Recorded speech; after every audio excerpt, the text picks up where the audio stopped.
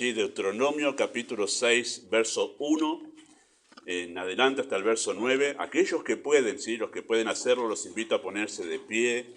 Deuteronomio 6, 1 al 9, dice así de esta manera.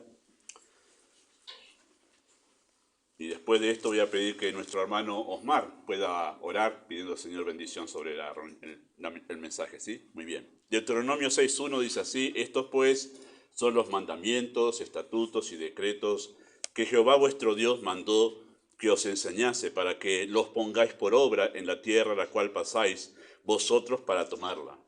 Para que temas a Jehová tu Dios guardando todos sus estatutos y sus mandamientos que yo te mando, tú, tu hijo y el hijo de tu hijo, todos los días de tu vida, para que tus días sean prolongados.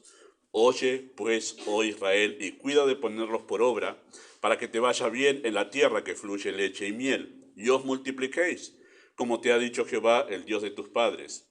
Oye, Israel, Jehová, nuestro Dios, Jehová, uno es. Y amarás a Jehová tu Dios de todo tu corazón, de toda tu alma y con todas tus fuerzas. Y estas palabras que yo te mando hoy estarán sobre tu corazón. Las repetirás a tus hijos y hablarás de ellas estando en tu casa y andando por el camino y al acostarte y cuando te levantes. Y las atarás como una señal en tu mano y estarán como frontales entre tus ojos y las escribirás en los postes de tu casa y en tus puertas. Muy bien, vamos a orar. Padre, agradecemos, Señor, una vez más por este momento, Padre, que tú nos regalas, Señor. Es un privilegio poder estar reunidos como iglesia, de poder escuchar tu palabra y ser edificados, Señor, en él, Padre. Abre nuestros ojos, ilumínanos, Padre, para poder entender tu palabra y que sea de bendición para cada uno de nosotros, Padre. Te lo pedimos en el nombre de Jesús. Amén. Muy bien, muchas gracias. Pueden tomar sus asientos. Y hemos titulado esta parte del estudio sistemático de la familia, Fundamentos para edificar el hogar en la verdad. Y estamos en la última partecita. Después pasamos, Dios mediante, a otra parte en el estudio sistemático de la familia, ¿sí? Fundamentos. Y el título de esta enseñanza que estaremos dando durante este mes es Una crianza en amor, ¿sí? Vamos a hacer una breve introducción recordando algunas cosas que ya hemos dicho nomás, pero simplemente para tenerlas presentes. Un principio, ¿sí? Un principio es una norma, ¿sí? O una ley. Podemos utilizar cualquiera de esas palabras para referirnos a lo mismo. Así que cuando alguien, ya no sé si se usa mucho eso, pero cuando alguien dice, no hago tal cosa porque soy una persona de principios, casi no hay mucho de eso ahora, pero dice, no, yo soy una persona de principios. ¿Qué está diciendo la persona? Bueno, significa que tiene ciertas normas de conducta y que las toma muy en serio. Eso significa soy una persona de principio. Para mí esto es así, lo tengo como una norma en mi vida. Y lo tiene de tal manera como una norma que llega al punto de determinar su estilo de vida. Eso es una norma, un principio de vida, ¿no? O sea, esos principios que tiene tal persona se vuelven la normalidad. Normalidad viene de norma, de una ley, ¿sí? De ahí viene la normalidad. Uno dice, es normal, que dice que está dentro de una norma, de una normativa, ¿sí? En su vida, ¿sí?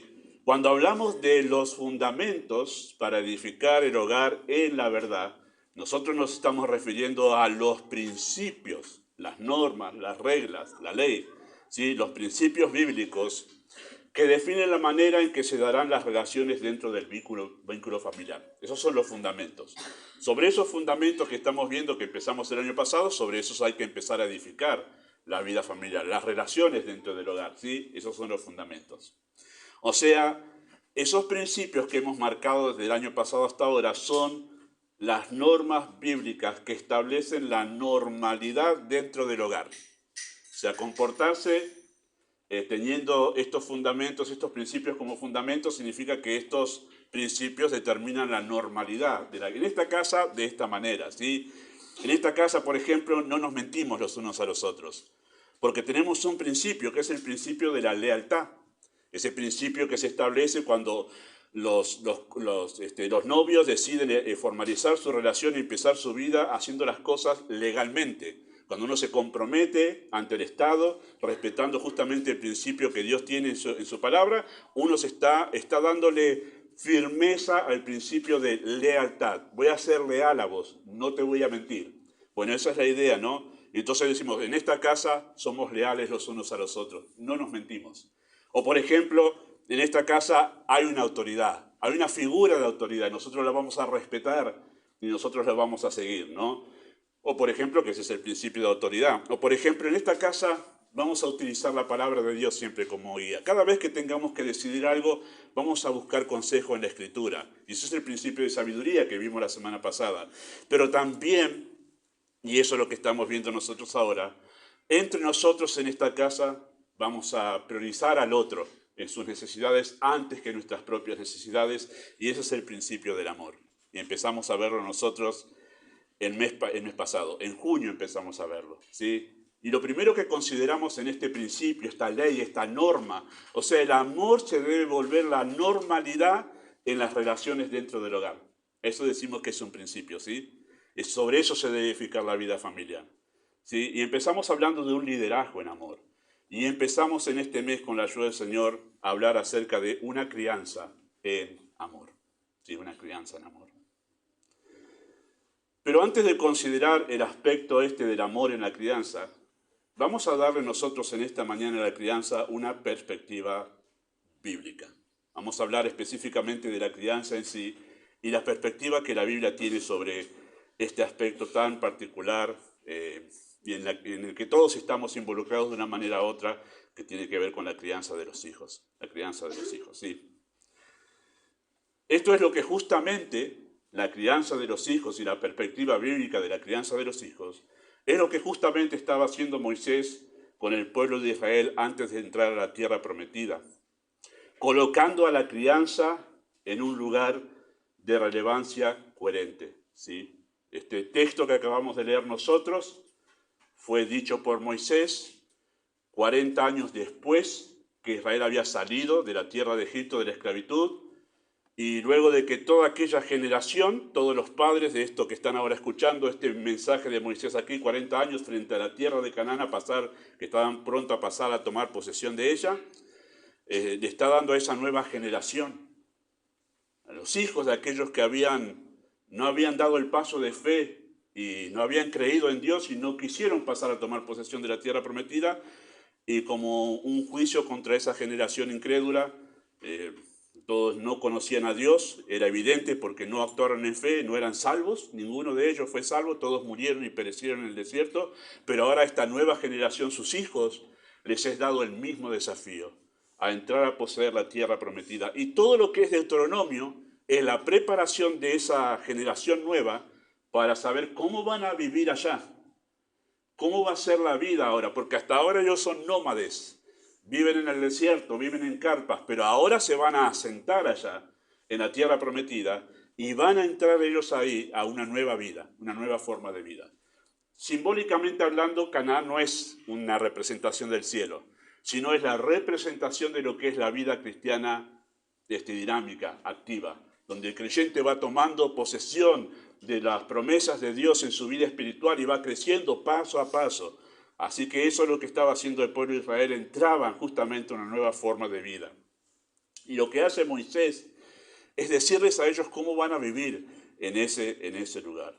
Y por eso es que pone la crianza a Moisés, obviamente por mandato de Dios, todo lo que está diciendo lo que Dios le dijo, ¿sí? Pone la crianza en un lugar de relevancia coherente. O sea, haciendo un equilibrio entre la adoración a Dios y la interacción que tendrán los judíos, este pueblo de Israel, que tendrán con las naciones que habitaban la tierra de Canaán.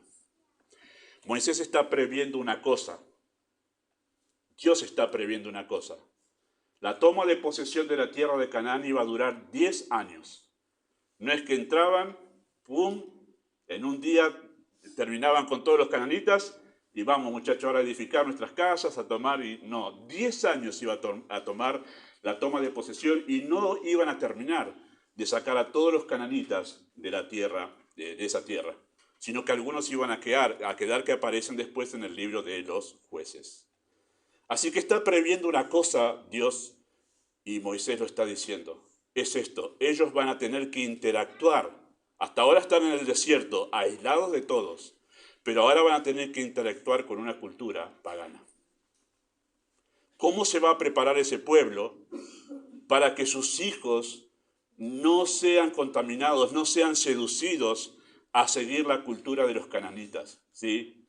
Esas naciones que estaban ahí en esa tierra, las cuales habían despreciado la misericordia de Dios por casi 4 siglos. Recuerden que los cananitas, siendo paganos, Dios tuvo misericordia de ellos al poner en medio de ellos a los patriarcas, que ellos anduvieron dando testimonio, según la carta a los Hebreos, el capítulo 11, anduvieron dando testimonio y confesando que eran peregrinos y que tenían la esperanza puesta en la patria celestial. O sea, ellos tuvieron testimonio de la misericordia de Dios. Todos los cananitas tuvieron testimonio de la misericordia de Dios, enviándoles a Abraham, enviándoles a Isaac, enviándoles a Jacob, enviándoles a José. Tuvieron testimonio de la gracia de Dios. Tuvieron ellos testimonio de ese pueblo que se multiplicó en medio de la aflicción. Bueno, ellos despreciaron, todos los cananitas despreciaron la misericordia de Dios. Ellos tenían prácticas idolátricas aberrantes. Ofrecían incluso a sus propios hijos en el fuego, y el estilo de vida había sobrepasado los límites de la sana moral. Cuando Dios llega al punto de derramar juicio sobre toda una nación o sobre toda una generación, significa que esa cultura ha llegado a los límites soportables por la paciencia de Dios. ¿Sí? Cuando nosotros vemos en la historia humana, cuando una generación se termina, como los mayas, como los aztecas, como los babilonios, es porque esa generación ha llegado a los límites que sobrepasa ya la paciencia de Dios. Y Dios envía a alguien, una nación, para emitir juicios sobre ellos. ¿Sí? Nosotros humanamente juzgamos a aquellos que llamamos imperialistas porque vinieron bueno, pero en realidad han sido instrumentos de Dios para poner un límite a la maldad en una generación que ya ha sobrepasado los límites soportables por Dios en la maldad. Y así sucedió aquí en América. ¿Sí? Ahí ustedes, ya les he comentado que en nuestro norte, en el país, en nuestras provincias de Jujuy y de Salta, se han encontrado en excavaciones cementerios con cientos y cientos de cráneos pequeños de niños ofrecidos por las culturas que muchos hoy alaban. Esas culturas ofrecían sus niños. Vimos uno nosotros ahí en un museo en Salta que está momificado casi porque lo pusieron en los Andes y el frío conservó parte de la cara, de la piel. Es impresionante, lo vimos ahí, me impresionaba. Pero era una adolescente que había sido drogada y había sido llevada a los Andes para ser ofrecida a los ídolos. Bueno, esas culturas, cuando se llega a ese punto del sacrificio de niños, Dios dice, hasta acá llega mi paciencia. Porque Dios es padre de huérfanos. Huérfanos. Y cuando se toca a los niños, Dios dice, hasta aquí llega mi paciencia. Y eso pasaba en esta tierra de Canaán, porque algunos dicen, los imperialistas del pueblo de Israel que vinieron y sacaron, claro, estaban poniendo, Dios utilizó a Israel para traer juicio sobre toda esa generación perversa, ¿sí? Pero iba a durar 10 años y había el peligro de que esa generación influya sobre el pueblo de Israel y sean seducidos a caer en la idolatría que después en un momento pasó, ¿no? Así que la manera de proteger a la nación de Israel de esta influencia es afirmando justamente el rol de los padres en la crianza y la formación de los hijos. Así preparó Dios a Israel para estar protegido contra toda esa influencia de esa cultura pagana, para que Israel y sus hijos no caigan en la idolatría. Afirmó el rol de los padres en la crianza de los hijos. Y esto es un texto clave en eso. Un texto clave en eso. Así que la clave para el bienestar del pueblo de Dios no estaba en las estrategias de guerra o las habilidades comerciales, sino en la crianza de las nuevas generaciones. Los padres cumpliendo su rol en criar a las nuevas generaciones de acuerdo al orden que Dios había establecido. Queridos hermanos, hoy el desafío para las familias cristianas es el mismo: hacer un sano equilibrio entre la adoración a Dios y la influencia que el mundo puede ejercer sobre los hijos. Por eso, y este es el enunciado que vamos a justificar en esta mañana y explicar, los creyentes necesitamos tener un criterio teológico acerca de la crianza. Antes de hablar de una crianza en amor, los creyentes necesitamos tener un criterio teológico acerca de la crianza justamente este texto nos ayuda a eso. ¿Cómo es el criterio teológico de la crianza? Un criterio bíblico, un criterio según Dios acerca de la crianza. Bueno, el texto nos enseña por lo menos, o nos da a nosotros tres respuestas en esta mañana. ¿Cómo se ve la crianza desde el punto de vista bíblico? Bueno, se ve a la luz de Dios siendo el centro justamente de la vida. Por eso es que decimos que el criterio teológico de la crianza es teocéntrico. Es teocéntrico. Esa es la primera respuesta que nos da el texto. Porque antes de dar las indicaciones Moisés a los padres acerca de cómo funciona la crianza, cuál es la esencia de la crianza, ¿no? Notamos que no hay detalles sobre cosas que a veces los padres me podrían decir, pero no está el detalle, pero sí la esencia de lo que es la crianza. Antes de dar esas indicaciones imperativas acerca del rol de los padres, Moisés establece, Dios establece, ¿sí?, en palabras de Cristo, el primer y más grande mandamiento. Lo que encontramos ahí nosotros en el versículo 4 y 5 es el primer y más grande mandamiento según las palabras de Cristo, que en realidad es el resumen de toda la ley de Dios. Es el resumen de todo lo que Dios quiso decir a través de la ley, está sintetizado en ese gran mandamiento. Amarás a Jehová tu Dios y lo amarás de una manera única, de todo tu corazón, de toda tu alma, de todas tus fuerzas. Lo amarás de una manera única. ¿Por qué tendría que yo amar a Dios así? Le preguntaría un judío, ¿no? Un papá judío a Moisés. ¿Por qué lo tengo que amar a Dios de esa manera única? Bueno, la respuesta de Moisés está en el texto, en el verso 4. Porque Dios es único. Por eso debe ser amado de una manera única. Oye, oh Israel, Jehová tu Dios, uno es. No hay otro igual. Y como es único en el universo, es único, no hay un ser igual a Él, el amor para con Él también debe ser único.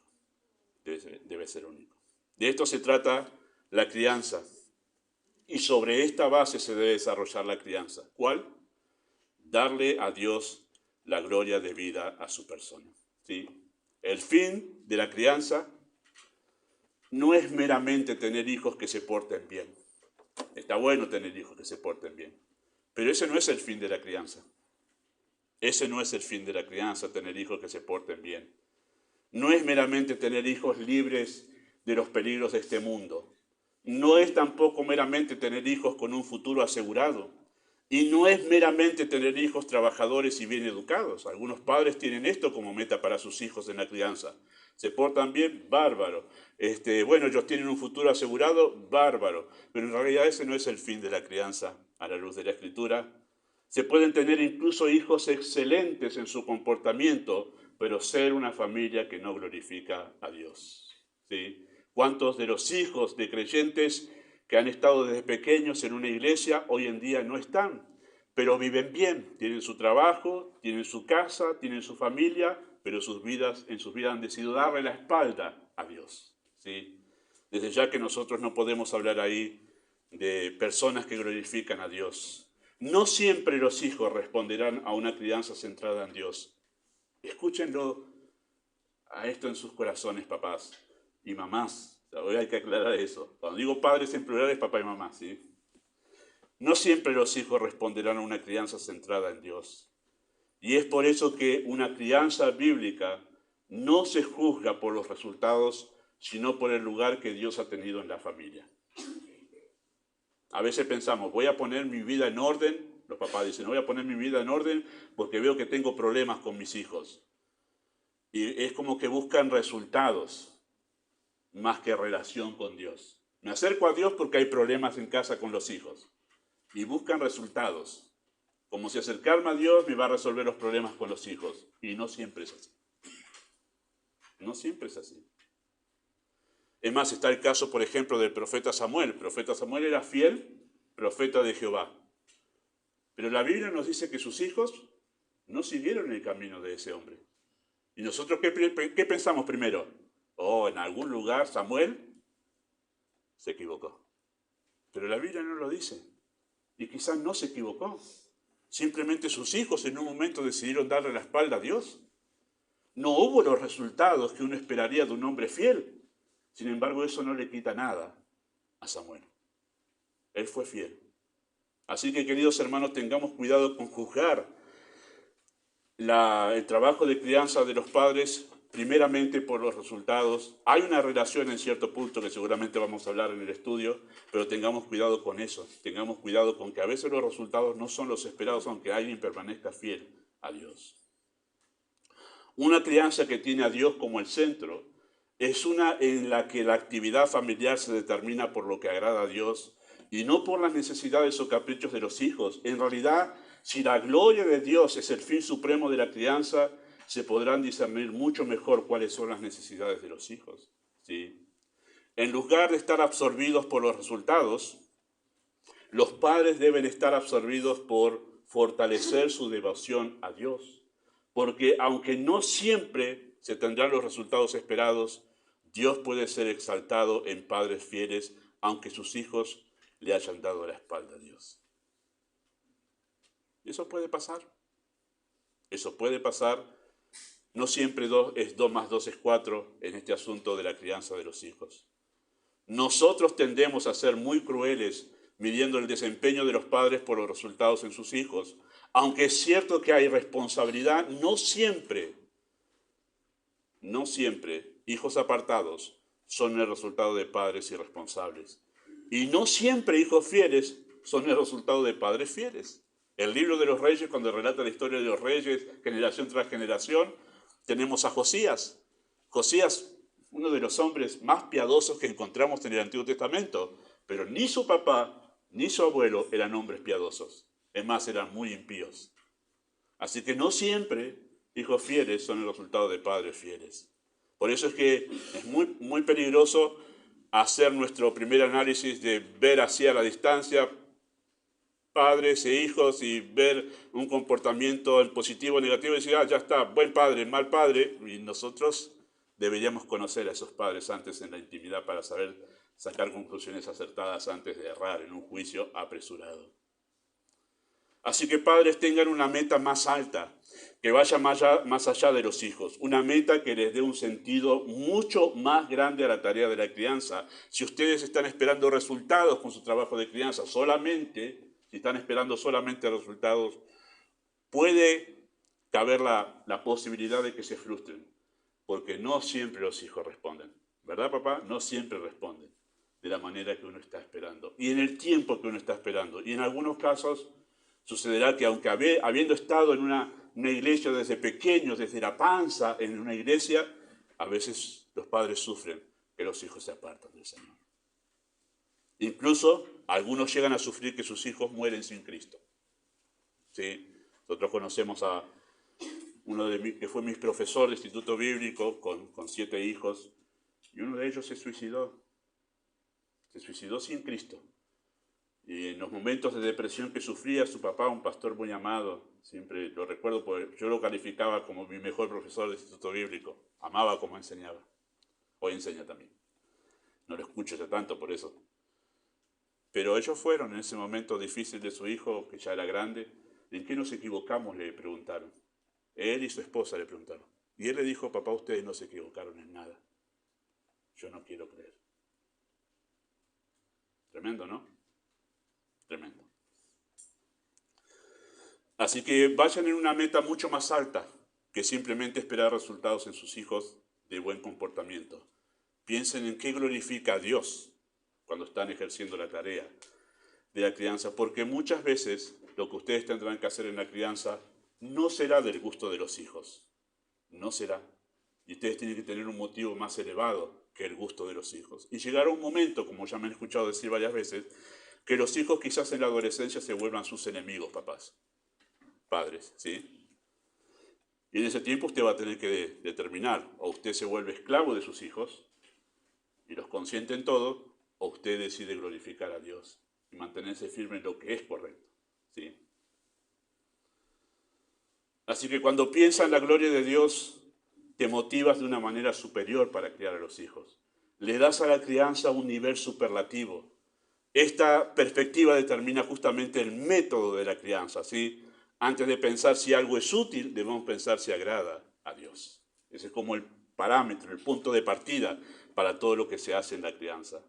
Así que el propósito de la liberación de la esclavitud de Israel cuando salieron de Egipto fue claro. Deja ir a mi pueblo, le dijo Moisés a Faraón, ¿para qué? ¿Se acuerdan lo que dijo Éxodo capítulo 9, versículo 1? Deja ir a mi pueblo, ¿para qué? Me adore. Éxodo 9:1. Deja ir a mi pueblo, le decía Dios a través de Moisés a Faraón, para que me adore. Ese es el punto de partida de todo el Evangelio. Ese es el punto de partida de una relación sana con Dios. Es Dios adorado como Él merece en su ser. Después viene todo lo demás. Pero Dios liberó al pueblo para que el pueblo adore a Dios como Dios merece ser adorado. Y ese debería ser el punto de partida de todo lo que hacemos en nuestras vidas. Dios honrado y glorificado. Y en la crianza especialmente, debe ser una crianza que algunas de ustedes, mamás, siguen, y me parece muy bien que sigan ese canal en YouTube, Crianza Reverente, donde ponen por encima de todo lo demás en la crianza a Dios. Dios glorificado y Dios exaltado. Y si ustedes tienen eso como supremo, a veces no verán, muchas veces sí, pero a veces no verán resultados, y ese estímulo de glorificar a Dios es lo que les dará a ustedes descanso y paz de que han hecho las cosas bien delante del Señor. Nosotros somos responsables de ser fieles a glorificar a Dios, esa es nuestra responsabilidad, y de los resultados se ocupa Dios. Dios se ocupa de los resultados. Así que, ¿cuál es el criterio teológico de la crianza? Bueno, en segundo lugar, lo que vemos en este texto, aparte de que Dios debe ser glorificado, lo que vemos en este texto es que el criterio teológico de la crianza es solo escritura. ¿Sí? Es solo la Biblia, como el manual para la crianza. ¿Sí?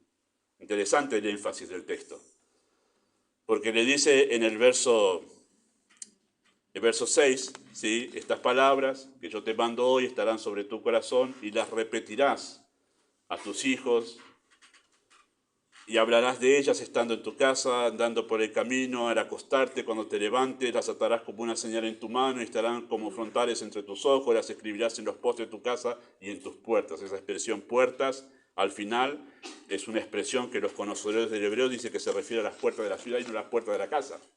En la puerta de la ciudad, como diciendo, tu vida en relación con la Escritura y tu sujeción a la Escritura es dentro de casa y fuera de casa. Tu vida completa es solo Escritura. Solo Escritura. Esa expresión de solo Escritura es uno de los lemas de la Reforma. Antes la verdad la determinaba la Iglesia Católica, antes de la Reforma. A partir de la Reforma, Martín Lutero dijo, no, la Iglesia no determina la verdad. La Biblia determina la verdad. La Escritura determina la verdad. Ningún líder religioso determina la verdad. La Biblia, la palabra de Dios, determina lo que es la verdad. Y en cuanto a la crianza, la Biblia determina la verdad. ¿Sí? Este principio se desprende justamente de la anterior, solo Escritura. Es como que se retroalimentan en realidad entre los dos, la gloria de Dios y solo Escritura. ¿Sí? Porque si amamos a Dios, amaremos su palabra. Y cuanto más amemos su palabra, más amaremos a Dios. Hay como una retroalimentación entre los dos, ¿verdad? El énfasis, queridos hermanos, sobre el lugar de importancia que la palabra de Dios debería tener en la crianza está señalado en primer lugar por la manera en que los padres debían asumirla. Debía estar sobre su corazón. Estas palabras que yo te mando hoy estarán sobre tu corazón. Es interesante que los judíos malinterpretaron todo esto, ¿sí? Y se empezaron a hacer rollitos donde había ciertos textos de la ley que se ataban en la frente, se ataban en las manos, se los colgaban, todo eso tomaron un sentido literal, atárselo a la mano, cuando en realidad había mucho simbolismo en todo esto que tenía que ver que estos principios son los principios que dominan tu vida. Vos te vas a guiar acá en tu casa, afuera de tu casa, tu vida se va a guiar por principios bíblicos. Todo lo que determinás, tu filosofía de vida, todo está basado en la Escritura. Incluso la crianza de tus hijos tiene que estar basada en la Escritura, lo que dice la Escritura, ¿sí? Y por eso es que hay un énfasis muy especial, estarán sobre tu corazón. Y cuando la Escritura utiliza esa expresión, no voy a ampliar en la cantidad de versículos que podríamos utilizar con eso, simplemente está diciendo que han dominado tu ser, los principios bíblicos, y dirigen todo lo que haces. Se nota en la manera en que vos te comportás que has puesto la palabra de Dios en tu corazón. Porque uno podría memorizar todo esto, como hacían los judíos en su tiempo, los ortodoxos religiosos en el tiempo de Cristo, podría memorizar todo esto y decirlo de una manera admirable. Decir, qué memoria que tiene, pero podrían vivir, como después Cristo los acusa, siendo sepulcros blanqueados. Vivían desastrosamente. Bueno, eso no, la palabra no estaba en el corazón. Uno puede saber un montón de teología sin que esa teología en verdad cambie mi manera de comportarme, mi manera de reaccionar, mi manera de relacionarme en mi casa, con mi esposo, con mi esposa, con mis hijos, la manera de ser un trabajador honesto, fiel, leal. Tiene que cambiar todo, todo. Ahí es cuando uno dice la palabra está en su corazón porque se dirige en todo lo que hace con eso. Importante en verdad que es bueno que ustedes papás, y es importantísimo que ustedes le enseñen a sus hijos y se sienten con ellos a leer la Escritura. Es un buen hábito, es un buen hábito. De tal que a temprana edad, si usted lo hace de chiquito, sus hijos van a tomar como muy natural abrir su Biblia cuando está en la iglesia. Va a tomar como muy natural cantar incluso en la iglesia. Va a ser parte de su estilo de vida y está bueno que sea así, esa influencia. Pero más que eso todavía, más fuerte que eso es que sus hijos los vean a ustedes vivir la Biblia. Estarán sobre tus corazones que parte de la influencia bíblica de la crianza de los padres sobre los hijos, que ustedes papás vivan la Biblia ante sus hijos.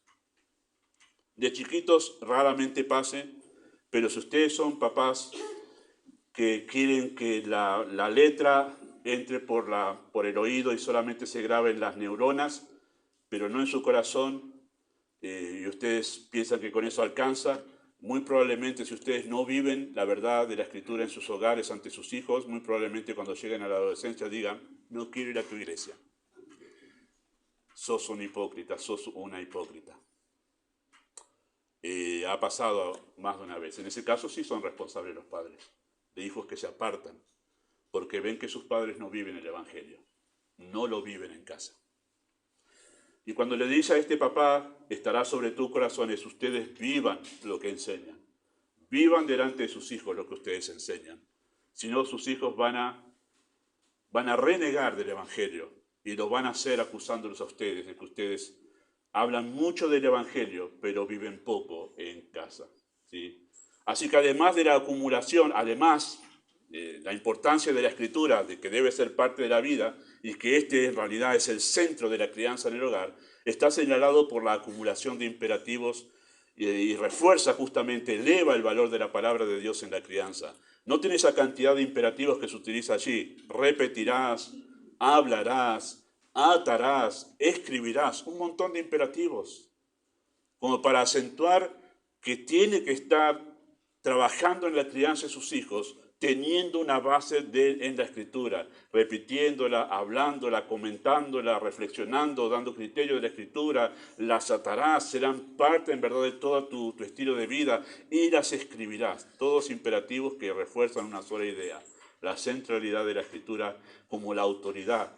Y está justamente más claro y suficiente en el versículo 1 y 2. Noten versículo 1 y 2. Estos pues son los mandamientos, estatutos y decretos que Jehová vuestro Dios mandó que os enseñe, para que los pongáis por obra en la tierra en la cual vosotros pasáis para tomarla. O sea, ustedes van a entrar a una nueva vida y esto es la autoridad de qué clase de vida van a tener. Verso 2, para que temas a Jehová tu Dios guardando todos sus estatutos, sus mandamientos que yo te mando, tú, tu hijo y el hijo de tu hijo, todos los días de tu vida, para que tus días sean prolongados. La autoridad de la Escritura como la base de la vida que uno debe llevar en casa y ante el mundo. Esta era la autoridad para el pueblo de Israel y la crianza debía estar basada en ella.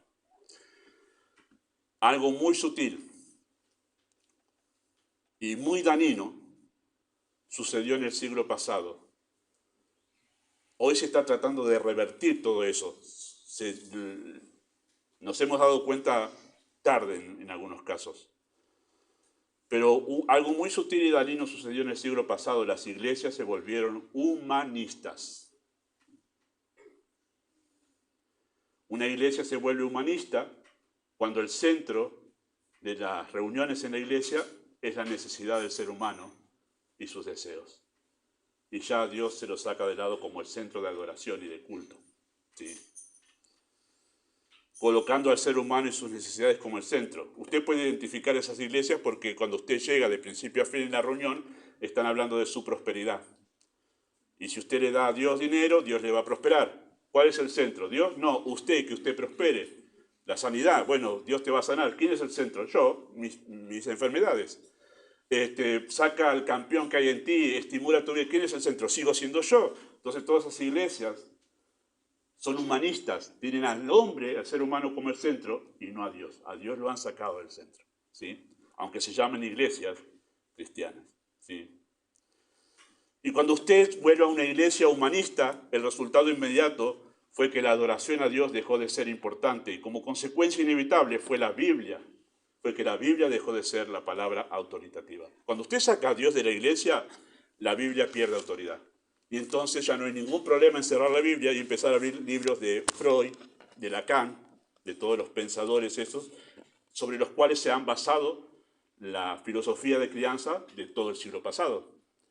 Y no es raro hoy ver esa influencia en las iglesias porque personas que profesan ser creyentes citan a Freud, a Lacan y a todos los psicólogos de hoy en día para decir esto es lo acertado para criar los hijos, ¿no? Y es un problema, y eso es porque se ha sacado la autoridad de la escritura de las iglesias. ¿Y cómo sucede eso? Sacando a Dios y poniendo al ser humano como el centro en la iglesia que era del Señor, pero pasó a ser del hombre. Y esto abrió un espacio justamente para incluir otras formas de pensamiento basados en pensadores y educadores que en su mayoría aborrecen a Dios. ¿Cómo puede ser que en la iglesia de Dios, entre comillas, se introduzcan filosofías de hombres que aborrecen a Dios? Una locura. O sea, cuando uno lo piensa, ¿cómo puede ser? ¿Cómo puede ser tan contradictorio el creyente en su mente de absorber el pensamiento errado y sutil de hombres y mujeres que odian a Dios? Una contradicción enorme. Pero hoy en día es así. Sucede así en personas que dicen ser creyentes. Hoy en día, por el desconocimiento de la verdad de Dios, hay padres cristianos que confían más en la psicología que en la Biblia. Por eso deseo hablar de autoridad de la Biblia en el mes de septiembre. No son pocos los padres que han asimilado las ideas culturales sin asimilar hasta dónde influyen justamente en la percepción que sus hijos adoptan acerca de la vida, de Dios, del pecado y del Evangelio. No son pocos los padres cristianos o que profesan ser cristianos cuya filosofía de la crianza es que mis hijos sean felices. ¿Cuál es el propósito de tu crianza? Es que mis hijos sean felices. ¿En verdad eso?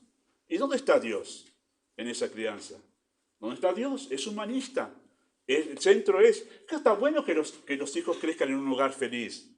Está buenísimo, no estamos en contra. Entonces tu hijo tiene que ser triste para glorificar a Dios. No. Es más, si tú los crías como Dios en el centro, serán más felices que aquellos que son criados con la filosofía de la psicología de hoy en día, que en verdad no terminan de saciarse porque todo es darle, darle, darle hasta que encuentran la felicidad y nunca la encuentran. O por ejemplo, otros tienen la filosofía de la crianza, no, yo que no quiero que mis hijos sufran lo que yo sufrí. Justamente eso te formó el carácter. ¿Cómo vas a evitarle que él pase por esas experiencias? No que tú las generes, pero dejarlo que pase por experiencias de sufrimiento, porque eso forma el carácter, lo ayuda a madurar, lo ayuda a crecer. No es que voy a hacer del hogar una tortura, pero sí dejarlo, ¿verdad? Que tenga esas experiencias de sufrimiento, para que madure, para que crezca, ¿no? Pero esa filosofía no quiero que sufran, es una filosofía de un amor equivocado, de eso vamos a hablar en los domingos que queda. Esa idea equivocada del amor, quiero protegerlo, sobreprotegerlo, al punto de que al final termina siendo un hijo de algodón que ante la primera dificultad, ¡pum!, se derrite todo. Pasa eso. Un amor equivocado. Un amor equivocado. Y otras filosofías son que tenga salud y no le falte trabajo. O lo más importante, la salud y el trabajo. Qué frase más vieja, ¿no? Pero sigue vigente. ¿Sí? ¿Y Dios dónde está en eso? ¿Dónde está Dios? O por ejemplo, esta fue la última que escuché. La escuché y dije, ¿de qué es esto? Y me empecé a enterar hace algunas semanas. Se titula o se llama La crianza de respeto. ¿La han escuchado? ¿Algunos? La crianza de respeto. Tiene muchas cosas que son ciertas y otras por debajo que no lo son. Y es muy sutil. ¿Por qué es muy sutil? Porque lo que fomenta es la individualidad de su hijo al punto de llevarlo a ser soberbio y arrogante. Entonces apunta todo al individualismo de la persona, ¿sí? Punto que su individualidad llega a ser superior a todo lo demás. Y hay todo después una forma y una metodología de crianza que se basa en eso, la individualidad de su hijo. Es peligrosísimo. Pero lo estaba estudiando y yo voy a seguir estudiando para ver qué más hay detrás de todo eso. Bueno, se llega a todo eso y muchas otras cosas más por el desconocimiento de la Escritura, hermanos. Pensar que no es autoritativa la Escritura para dar lo suficiente para que los padres realmente puedan criar a sus hijos en la voluntad de Dios. La ausencia de Dios en la vida de no pocos profesantes cristianos los ha llevado a desestimar la Biblia como la palabra autorizada y autoritativa en la crianza. Esta verdad está en directa relación con la anterior. El lugar que ocupa la Biblia en la vida de mi vida es directamente proporcional al lugar que ocupa Dios. Si Dios no es importante para ti, su palabra no va a ser importante. ¿Sí? Eso va a suceder. Y va a suceder eso en el hogar. Pensaba, ¿no? Cuánto, lo escuché incluso de estudiantes de instituto bíblico, lo escuché esto. ¿Sí? Los hijos nacen sin maldad. No hay maldad en los hijos. Los bebés no tienen maldad. ¿Lo ha escuchado eso? Pero David dijo, en pecado me concibió mi madre. Me acuerdo un pastor que dijo que tuvo su primer bebé en brazos, pesaba como 4 kilos. Y dijo, 4 kilos de pecado. Dice que los hijos nacen en estado pecaminoso, hermano. Si no, dígame usted, papá, ¿usted le enseñó a su hijo que cuando usted le ponía la cucharita con puré, haga así y lo tire? Es su pecado que está ahí. Esa rebelión que hay en el corazón de los niños. Nacen en maldad los hijos. Y ese va a ser un gran desafío para el amor que vamos a hablar en domingos próximos. Y en tercer lugar, ¿cómo es el criterio teológico acerca de la crianza? Bueno, es un criterio basado en el diseño original. Interesante que esa expresión estarán sobre tu corazón y las repetirás a tus hijos. Está hablando de un sujeto implícito. ¿Quién es el sujeto implícito en esa expresión? Estarán sobre tu corazón. ¿El corazón de quién? Si son tus hijos, el Padre. No está nombrado, pero el sujeto implícito, ahí sí. Entonces está hablando del Padre. A los padres se le está dando la orden, ¿sí? Vamos a hablar después sobre Efesios capítulo 6, verso 4, donde también se repite esta idea de que Dios pone la carga de responsabilidad de crianza sobre los padres, especialmente sobre papá, pero también recae sobre mamá. Pero el principal responsable de la crianza es papá. Y en Efesios capítulo 6, versículo 4, cuando dice padres que crían sus hijos en disciplina y amonestación del Señor, la palabra que se usa ahí se refiere a papá masculino, se refiere a un hombre, se refiere al padre como el principal responsable de la crianza de los hijos en el hogar. ¿Cuál es el gran problema que vemos en la sociedad? ¿Quién se hace cargo de la crianza? Mamá. Pero es papá el principal responsable. Así que usted, papá, no diga, no, pero es ella la que ha... No. Usted es el principal responsable, según la Biblia, según el diseño de Dios. ¿Sí? Pero acá se le da el mandato a papá, aquí, a ellos se los hace responsables, las madres también lo son. En el diseño de Dios, los padres son responsables de la tarea de criar a los hijos. Y es a ellos que se dirige este mandato. Moisés no dijo, encárguenselo ustedes padres, el tema de la crianza, encárguenselo al sacerdote que con los levitas hagan algún tipo de escuelita sabática para que los chicos sean instruidos y educados. No dice eso la ley. Y había líderes religiosos y había culto todos los días en Israel, porque todos los días ofrecía sacrificio. Y los levitas con los sacerdotes eran familias numerosísimas. Claro, a ninguno se le prendió la lamparita de decir, bueno, los padres en Israel no están ocupándose. Hagamos una escuelita sabática, porque eran los sábados que se día de descanso, ¿no? Hagamos una escuelita sabática para enseñarle. No, no fue eso. El mandato no está dirigido a los abuelos tampoco, tíos, vecinos o el Estado, de ninguna manera. El mandato está dirigido a los padres, ¿sí? El mandato tiene toda la lógica a su favor.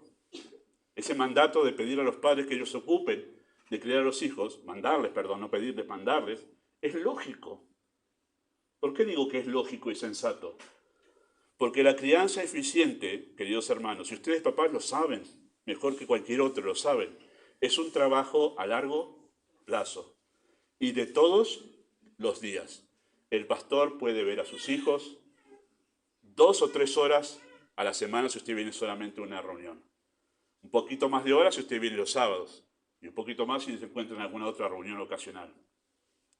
Pero eso no alcanza para que el pastor influya en la vida de sus hijos de una manera espiritual. Ni siquiera para corregir su conducta. ¿No? ¿Cuántos padres se desautorizan a sí mismos? No se desautoricen, padres, les digo a ustedes.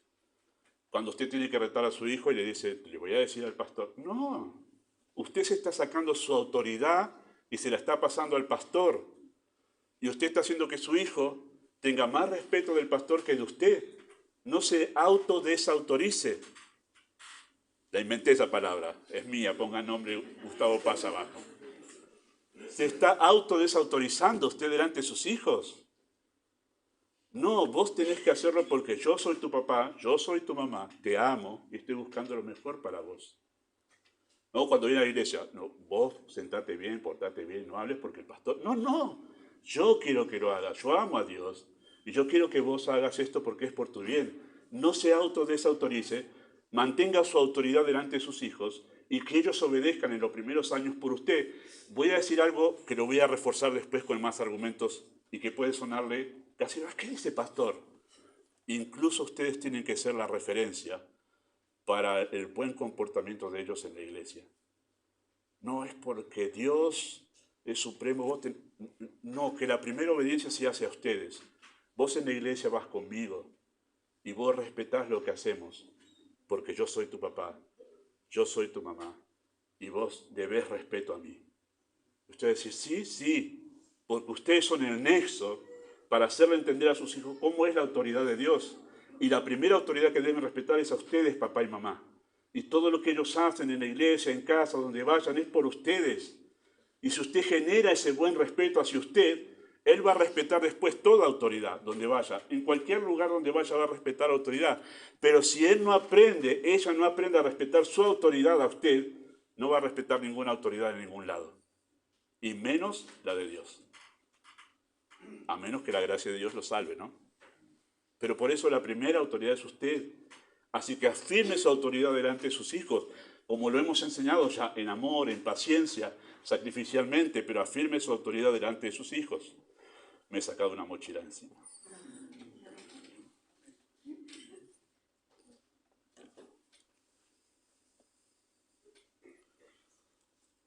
Así que los padres son los que están con los hijos todos los días. Eso es lógico entonces que se les pida a ellos que los críen porque son los que están todos los días con ellos o deberían estar todos los días con ellos. La crisis nacional en Israel llegó cuando los padres dejaron de cumplir su función en la crianza.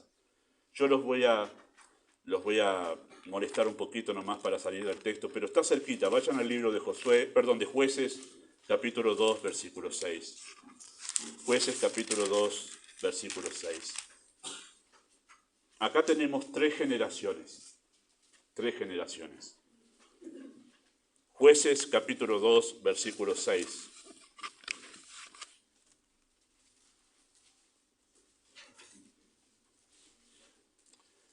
Comienza el texto hablando de esos que estaban ahí junto a Moisés y estaban escuchando todo este sermón. Bueno, comienza el texto hablando de esa generación que entró a la tierra de Canaán. Y escuchen esto. Dice versículo 6 de capítulo 2 de Jueces, porque ya Josué había despedido al pueblo y los hijos de Israel se habían ido cada uno a su heredad para poseerla. Y el pueblo había servido a Jehová todo el tiempo de Josué y todo el tiempo de los ancianos que sirvieron a Josué, los cuales habían visto todas las grandes obras que él había hecho por Israel. Pero murió Josué, hijo de Nun, servidor de Jehová, siendo de 110 años, y lo sepultaron en su heredad en Timnat-Sera, en el monte de Efraín, al norte del monte de Gaz. Y toda aquella generación también fue reunida a sus padres. Y escuchen esto triste. Se levantó después de ellos otra generación que no conocía a Jehová ni la obra que él había hecho por Israel. Esta es la explicación de todo lo que después sucede en el libro de Jueces. Si usted no ha leído el libro de Jueces, le digo, prepárese para leer el libro de Jueces, porque todo lo que sucede no es ejemplo de nada. Así que cuidado con tomar el libro de Jueces como una guía para qué tengo que hacer, porque todo lo que se hizo ahí es tremendamente errado. Solo la gracia de Dios permitió preservar al pueblo de Israel porque se venía Cristo. Y la gracia de Dios preservó la línea genealógica en medio de una oscuridad tremenda que hay en este libro. Todo lo que sucedió es aberrante, errado, distorsionado. ¿Cuántos han tomado a Gedeón como ejemplo para ver que Dios me dé una señal como prueba? Pongo el vellón acá, pongo el vellón, pero todo eso es un movimiento de alguien. En la gracia de Dios, Dios respondió. Pero esa forma de buscar la voluntad de Dios es la gracia de Dios soportando a alguien que tenía desconocimiento de cómo se busca la voluntad de Dios. Y algunos toman el vellón que puso Gedeón ahí y al otro día se mojó, como diciendo, ay, voy a poner un vellón afuera. Es alguien que no conoce la ley que está haciendo eso. Pero todo lo que encontramos en el libro de Jueces tiene acá su raíz. Padres que dejaron de enseñar y educar a sus hijos en la ley de Dios. Los primeros a quienes les enseñó Moisés hicieron lo que debían hacer. Y sus hijos siguieron a Dios fielmente. Pero esa segunda generación, que eran los hijos de los ancianos que trabajaron con Josué, esa otra estuvo muy cómoda, esa generación. ¡Wow! Tenemos la tierra, la poseímos, este gran líder Josué con nosotros, estamos todos chochos, tenemos nuestra casa, nuestra tierra, nuestros viñedos, nuestros animales. Estaban chochos y tranquilos, no había guerra, todo estaba conquistado. Pero no se dedicaron a enseñar a sus hijos. Y la generación que vino no conocía a Jehová. Por eso, queridos hermanos, está muy bien pensar en los hijos con la iglesia y clases con maestras que les enseñen, todo muy bien, pero eso jamás va a reemplazar la tarea de papá y mamá en casa enseñándoles la escritura a los hijos. La historia humana nos enseña lo mismo. La sociedad ha ido en continuo deterioro a partir de la revolución industrial. Eso voy a hablar un poco la semana que viene, de por qué existió escuela dominical. ¿Por qué existe escuela dominical, mejor dicho? Tiene que ver con la revolución industrial. O sea, por casi 1800 años, la Iglesia de Cristo sobrevivió sin escuela dominical.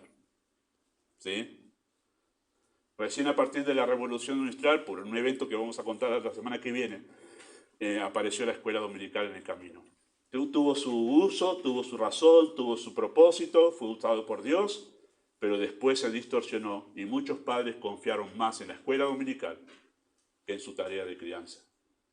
Cuando la maestra también es como el pastor, ve a los hijos una sola vez en la semana durante 1 hora. Eso no reemplaza, es bueno, es muy bueno eso. Muchos hemos sido influidos por nuestros maestros de escuela dominical, pero eso no reemplaza la tarea paterna, ¿sí? Y es a partir de ahí que los padres abandonaron a los hijos para ir a trabajar en fábricas, y ahí vamos a contar eso la semana que viene, pero eso trajo todo el deterioro de la sociedad moderna que nosotros conocemos y posmoderna hoy en día. La crianza en manos de padres que basan su educación en la palabra de Dios y tienen como fuerte motivación la gloria de Dios, es la fuerte esperanza que la próxima generación sea fiel en servir a Dios. ¿Sí? Esta verdad no solo coloca la crianza en un correcto lugar, sino que también establece la manera en que debemos tener el ministerio de niños, adolescentes y jóvenes en la iglesia. No reemplaza el trabajo de los padres, colabora para la instrucción espiritual de ellos. Yo aproveché esta enseñanza porque yo dije, este es el momento de decir algo que ya lo hemos hablado con el liderazgo luego de la pandemia o en medio de la pandemia, algo así. Pero ahí decidimos no tener escuela dominical, teníamos escuela dominical aquí. Y nos basamos en esta verdad de la Escritura para llegar a este punto. En estas dos verdades. ¿Cuál? La gloria de Dios, la adoración a Dios, y después acentuar el trabajo de los padres en la crianza de los hijos. Ahora, hago un paréntesis pequeño. No estoy en contra de que haya, nosotros podríamos tener y yo no estaría en contra. Pero sí estoy en contra de que los creyentes vayan a una reunión y a la otra no. Ya lo viví yo muchos tiempos en muchas iglesias. Creyentes que van a la mañana a la escuela dominical, a la tarde no van. Me dije, no, vamos a unificar. Mi pastor hizo eso en su momento. No se cansó. Dijo, vamos a unificar porque hay creyentes que ni siquiera se conocen. Uno va a la mañana, otra a la tarde. No, una sola reunión. nosotros llegamos a tener 2 reuniones juntas. Y cuando tuvimos 2 reuniones juntas, algunos de ustedes lo vivieron a eso, andábamos así.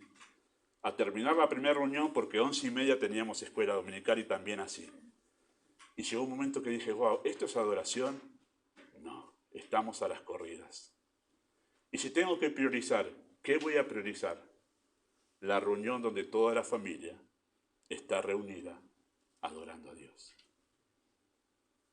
Y digo, vuelvo a decir, no estoy en contra de tener escuela dominical, pero no hay que hacerlo de una manera que sacrifiquemos lo principal, que es el pueblo de Dios reunido, adorando a Dios, adorando a Dios. Es más, en base a eso, yo sé que algunos de ellos no son creyentes, pero hay padres que han mandado a los hijos a la iglesia por la educación que la iglesia da. Pero a ellos no les interesa nada, Dios. ¿Sí? Es un problema serio eso. Así que de ahí en más aprovecho a acentuar por qué no tenemos escuela dominical, ¿no? No es que no creemos en el trabajo con los niños, y en verdad queremos priorizar la adoración a Dios. Creemos que en no pocos casos la escuela dominical ha sido mal usada, no por todos, pero en no pocos casos por algunos padres como una forma de reemplazar el trabajo que se debe hacer en casa, ¿no? Algunos padres han decidido no enseñar la Biblia a sus hijos porque se lo enseña el maestro en la escuela dominical o en la iglesia se lo enseña, cuando en realidad el primer maestro espiritual debe ser papá y mamá de los hijos en casa. Mi tarea, como voy a mencionar al final, es darles a ustedes, papá, y esta es la razón de esta enseñanza sistemática, que en algún momento va a llegar una parte práctica que yo les voy a proveer a todos ustedes, papá y mamá, los elementos, no solo la enseñanza, sino los elementos para que ustedes puedan hacer todo lo que se hace en una escuela dominical con sus hijos en casa. Porque al final de cuentas es ustedes los maestros de sus hijos, ¿sí? Creemos que la iglesia debe ofrecer un ministerio para los hijos de los creyentes tal como se ofrece para matrimonios, damas, jóvenes y hombres. Y estamos en ese proyecto. Yo creo que en verdad en este culto hay los chicos de entre 3 y los bebés están con su mamá, con brazos. Pero chicos entre 3 y 5 años o 6 en algunos casos necesitan en verdad estar en una clase ahora para aprovechar ese tiempo de enseñanza. ¿Por qué no lo estamos haciendo, pastor? Bueno, porque no tenemos tantas maestras preparadas y estamos en ese proyecto de preparar maestras. Para que haya una rotación y no esté una sola maestra todos los domingos y se pierda la reunión de culto. Pero estamos en ese proyecto, Dios mediante, en el corto tiempo, quizá lo podamos implementar para los papás con chicos entre 3 y 6 años, porque me parece que es un ministerio que debe estar en la iglesia. ¿Sí? Creo que los chicos de entre 6 y 7 años para arriba pueden empezar a aprender a estar en el culto con sus padres. ¿Sí? No está mal tampoco tener actividades con los chicos, y es lo que hemos hecho en algunos años, tener escuela bíblica, una vez al mes, una vez cada 2 meses, me parece que también está bien, como hacemos con los demás ministerios, Creemos que ninguna de estas actividades debe ser desproporcionada y el culto a Dios debe tener un lugar de prioridad cada vez que la iglesia se reúne. La palabra ahí en este enunciado que dije es la palabra desproporcionada. Yo creo que debe haber reunión de matrimonios, reunión de jóvenes, reunión de adolescentes, reunión de niños, reunión de damas, pero ninguna de esas desproporcionada. Y voy a hacer un acento en la reunión de jóvenes. En esta iglesia no tenemos reunión de jóvenes todas las semanas. Y muy probablemente, no sé si va a llegar a eso, por ahora estamos empezando una vez al mes. Pero en algunas iglesias, no en todas, algunos lo han manejado muy bien, pero en algunas iglesias la reunión de jóvenes se volvió un ídolo. Un ídolo. De tal manera que hasta los jóvenes, de manera inconsciente, se han separado de la iglesia. Entonces no se ven con los grandes, con los viejos de 30 años. No se ven con ellos, ¿no? Nosotros vamos a orar aparte, nuestro culto aparte, todo aparte. ¿Qué no son parte de la iglesia? Ahí llegó el punto de que se volvió un ídolo, cuando los jóvenes perdieron la noción de lo que es la iglesia de Dios. Que son personas de todas las edades, de todos los colores, de todas las circunstancias.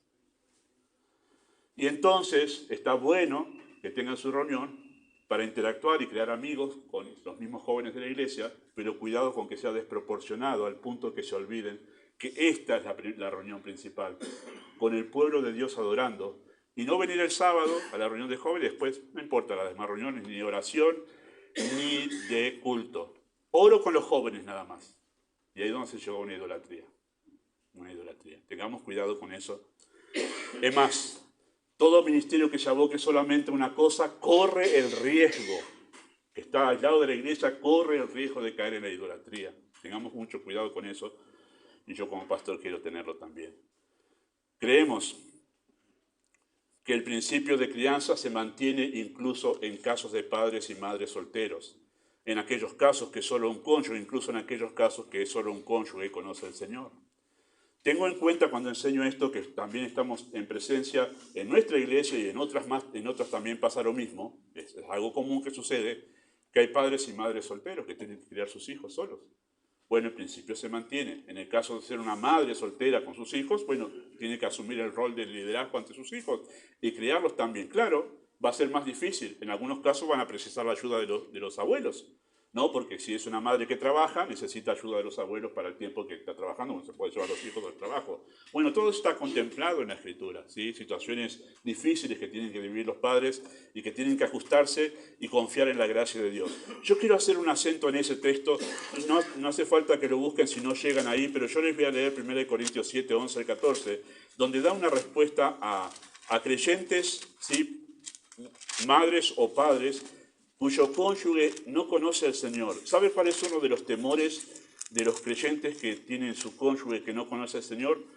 Pastor, todo bien con la crianza centrada en Dios, pero mi cónyuge, o sea, esposo o esposa, no conoce al Señor. Yo tengo miedo que no pueda mi hijo crecer y que, bueno, firme en el Señor o que conozca. Bueno, mire que Pablo contempló eso en este texto, así. Dice así, 1 Corintios capítulo 7, versículo 11, versículo 12, perdón, y a los demás yo digo, no al Señor, si algún hermano tiene mujer que no sea creyente y ella consiente en vivir con él, no la abandone. Y si una mujer tiene marido que no sea creyente y él consiente en vivir con ella, no lo abandone. Porque el marido incrédulo es santificado en la mujer y la mujer incrédula en el marido. Pues de otra manera vuestros hijos serían inmundos, mientras que ahora son santos. ¿Sí? Interesante ahí. Porque lo que pasaba en Corinto evidentemente es esto. Se habían convertido al Señor la mujer, pero el marido no. O se había convertido al Señor el hombre, pero la mujer no. Y entonces ahora el que se convirtió dice, quiero criar a mis hijos en el Señor. Wow, pero tengo un cónyuge que no conoce al Señor. ¿Qué hago? No, me separo, porque yo quiero que mis hijos crezcan con solo el conocimiento de Dios. Y Pablo dice, momento, no se separen. Si quiere el incrédulo quedarse, no se separe. Porque la influencia santificadora que tiene un creyente en un hogar es abarcar a todos ellos con la gracia de Dios. Esa es la idea de santificar allí. Es una influencia santificadora que tiene en el cónyuge incrédulo, pero en este caso que estamos citando especialmente en los hijos. En los hijos. Así que usted mamá o usted papá que tiene su cónyuge que no conoce al Señor, usted cumpla su función, su rol, pero lo voy a acentuar especialmente en las mamás. Las mamás dicen, bueno, pero él es incrédulo y él le va a enseñar unas cosas que yo sé que no quiero que le enseñe. No haga eso. No anule la autoridad de su cónyuge, su esposo, su cónyuge, porque usted tiene miedo de que lo eduque mal a su hijo. No, cumpla su rol como mamá, respetando la autoridad de su esposo, y cumpla su rol educando, y la gracia de Dios va a actuar en medio de eso. Usted no tiene que hacer algo distinto de lo que Dios le manda para arreglar las cosas. Tiene que hacer lo que Dios le dice. Y este texto está puesto allí justamente para atender esas situaciones. ¿Sí? Siga adelante, fiel al Señor. Creo que mi función como pastor es equipar a los padres para la crianza, no asumir su responsabilidad. Y hoy en día hay una fuerte influencia para desestimar el valor de la crianza en manos de papá y mamá. Pero la Biblia la eleva a un lugar de trascendencia eterna. ¿Sí? La ideología de género está muy fuerte, presionando para sacarle a ustedes, papás, la patria potestad, para sacarle a los hijos, que usted no los eduque. Pero la Biblia los coloca a ustedes en el lugar exacto. Ustedes son la mayor y principal influencia sobre sus hijos. Amado Padre Celestial, nosotros oramos en esta mañana reconociendo la sabiduría que has dejado en tu palabra para una tarea tan enorme como es la crianza de los hijos, la formación de una persona. Y sabemos que para los padres esto representa un gran desafío. Equipa, oh Dios, a nuestros padres creyentes aquí, para que ellos puedan educar a los hijos, teniendo como meta suprema la gloria de tu nombre. Que pedimos tu gracia, hablando incluso más allá de lo que hemos dicho en este momento. En el nombre de Jesús.